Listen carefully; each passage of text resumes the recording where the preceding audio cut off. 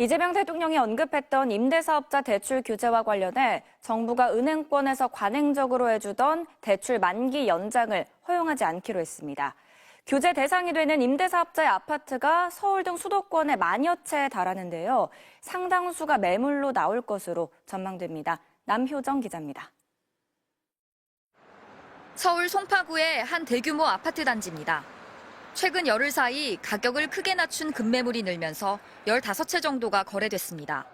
금액이 급속도로 이제 다주택자가 매물이 좀 일부 나오고 또 급한 매물이 일부 나오고 하다 보니까 그게 또 나오는 속속들이 팔리는 거예요. 정부는 더 강력한 대책을 내놓기로 했습니다.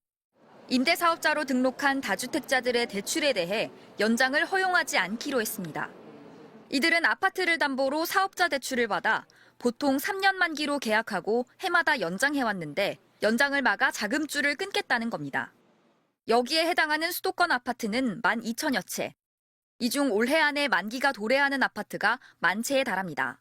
자금 여력이 없는 분들도 있을 거잖아요. 그런 분들 같은 경우에는 시장에 매물로 불가피하게 내놓을 수밖에 없기는 하겠죠. 올해 보유세 부담도 커질 전망입니다. 보유세를 인상한 건 아니지만 작년 집값 상승분이 공시가격에 반영되기 때문입니다. 서울 아파트 공시가격은 평균 10% 이상 오르고 강남 등 일부 지역은 30% 이상 급등할 것으로 예상됩니다. 공시가격이 36% 오를 것으로 예상되는 서울 마포구의 30평대 아파트. 보유세는 작년 299만 원에서 올해는 세부담 상한선인 416만 원까지 늘어날 전망입니다. 서울 반포의 30평대 아파트는 작년 1,275만 원에서 500만 원 이상 증가할 것으로 예상됩니다. 올해 공시가격은 다음 주 수요일부터 열람할 수 있습니다. 전문가들은 공시가격 상승에 정부가 추진하고 있는 보유세 개편까지 더해지면 서울 집값 하락이 본격화될 것으로 보고 있습니다. 강남 3구와 용산구에 이어 서울 강동구 아파트값이 56주 만에 하락으로 돌아섰습니다. 특히 강남 3구의 아파트값 하락폭은 더 커졌는데요. 이혜선 기자가 현장 취재했습니다. 서울 강동구의 한 부동산 중개업소. 공인중개사가 분주하게 전화를 돌립니다. 매수자분 있잖아요. 집 보러 지금 금요일 날 8시쯤 오신다고 하는데 금액이 조정이 얼마 정도 가능할지 해가지고. 이 중개업소에서만 최근 다주택자 매물을 포함해 30건이 계약됐습니다. 지난해 33억을 찍었던 34평대 아파트가 26억 5천에 거래되기도 했습니다. 3주 동안 다 거래가 됐어요. 생각했던 것보다 저렴하게 나오니까 30분 만에 바로 팔렸었거든요. 토지거래 허가 심사 기간을 고려하면 3월 말까지는 계약해야 하는 만큼 요즘 부동산에는 문의가 폭주하고 있습니다. 기다리시는 분들이 이렇게 많으세요. 지금 완전 총성 없는 전쟁을 하는 거예요. 서로 줄다리기 하면서. 강남에서 시작된 아파트값 조정 흐름은 인근 지역으로 번지고 있습니다. 강동구가 56주 만에 처음 하락 전환했고 동작도 보합으로 바뀌었습니다. 성동과 마포도 상승세가 꺾이고 있습니다. 강남 3구는 3주 연속 하락했고 낙폭은 더 커졌습니다. 반면 서대문구와 성북구, 강서구 등 중저가 아파트가 많은 지역은 상대적으로 상승한 모습을 보였습니다. 강남의 상승세가 주도하던 아파트 시장이 중저가 거래 위주로 재편되고 있다는 분석도 나옵니다. 15억 이하의 아파트들이 밀집되어 있는 지역들 중심으로 실수요 유입이 지속되었고 이 유입이 지속되다 보니까 매물이 소진되고 가격이 상승되는 모습도 보이고 있는 것으로 생각됩니다. 정부는 다주택자와 투기성 1주택자에 대한 규제를 다시 한번 분명히 했습니다. 초고가 주택과 비거주 1주택의 세금 부담을 높이는 보유세 개편을 예고했습니다. MBC 뉴스 이혜선입니다. 서울 서초구의 고가 아파트 단지입니다. 거의 없던 매물이 설 연휴 이후 눈에 띄게 늘었습니다. 최근 한 달 실제 거래된 집도 7건에 달합니다. 이 가운데 30평대 3건은 호가보다 7억 원가량 싸게 팔렸습니다. 6억, 7억 정도 떨어졌고 10% 정도 떨어졌고 그러니까 지금이 기회라고 생각하시는 분들인 것 같아요. 서울 강남 3구와 용산 집값은 2주 연속 하락했고 특히 강남구와 용산구는 내림세가 가팔라졌습니다. 서울 전체 집값 상승률도 5주째 둔화됐습니다. 매물이 쌓이고 있지만 가격을 낮춘 급매물이 아니면 팔리지 않습니다. 매수자들이 집값이 더 떨어지길 기대하며 나서지 않고 있습니다. 토호제 받고 뭐 하려면 안전하게 4월 초까지는 토지거래 신청을 해야지만 이게 5월 9일 날까지 계약서를 쓸 수 있다 보니까 조금 더 급해지면 가격이 좀 조정이 되지 않을까라고. 비강남권도 강남 집값 하락이 본격화되길 기다리며 관망하는 분위기입니다. 양도세 중과유예 해당되는 세입자 낀 매물들이 뭐 나오긴 나오는데 호가들을 그렇게 드라마틱하게 내려서 내놓는 상황은 아니시고, 전문가들은 4월 초가 다가올수록 아파트값 하락이 더 뚜렷해질 것으로 예상합니다. 앞서 계약이 체결된 급매물들의 실거래 가격이 본격적으로 공개되고 시안에 쫓기는 다주택자들의 매물도 늘어날 수밖에 없다는 겁니다.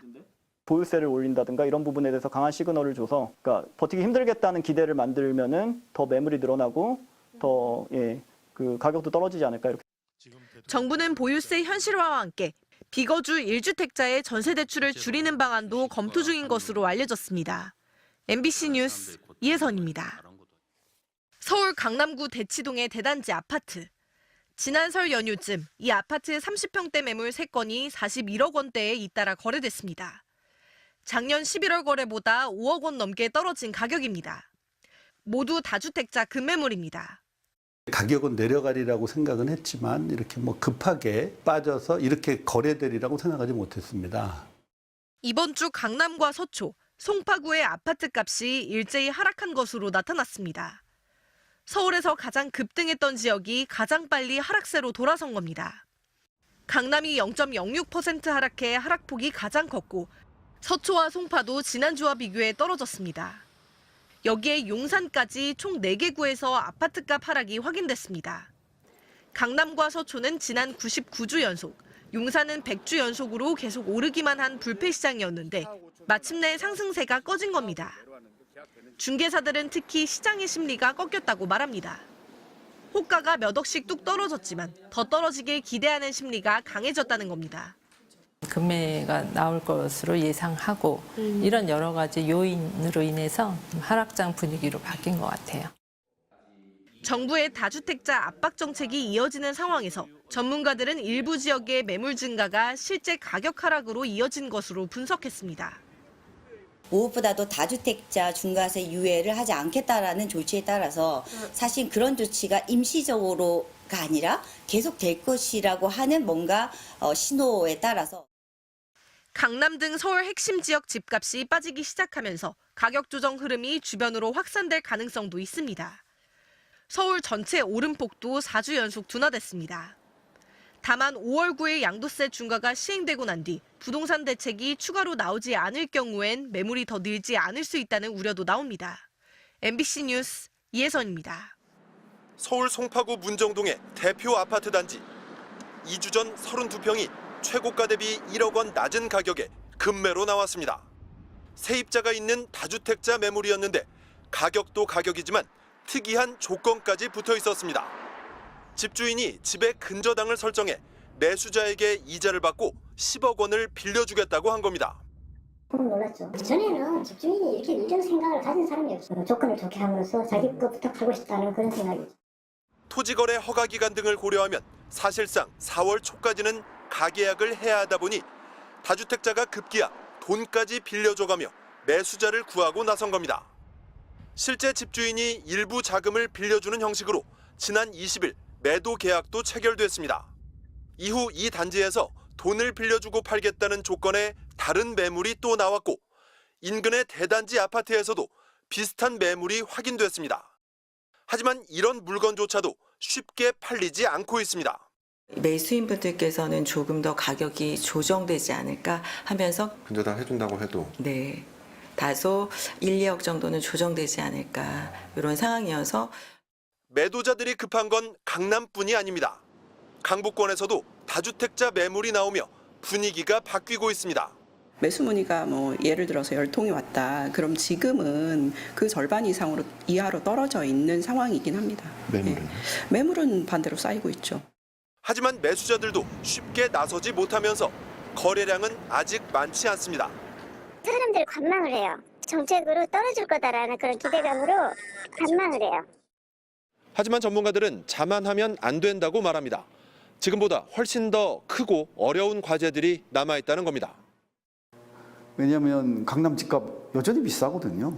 잠재적으로 서울 수도권에 대한민국의 주택 수요가 계속 아직은 몰리고 있는, 굉장히 불안한 거죠. 사람들이 더 이상 서울에만, 강남에만, 수도권에만 몰리지 않아도 돼야 되는 거예요. 돈이 생산적 분야로 흐르게 하는 자본시장 활성화에 더해 지방 균형 발전 대책이 뒤따라 나와야 한다는 지적입니다.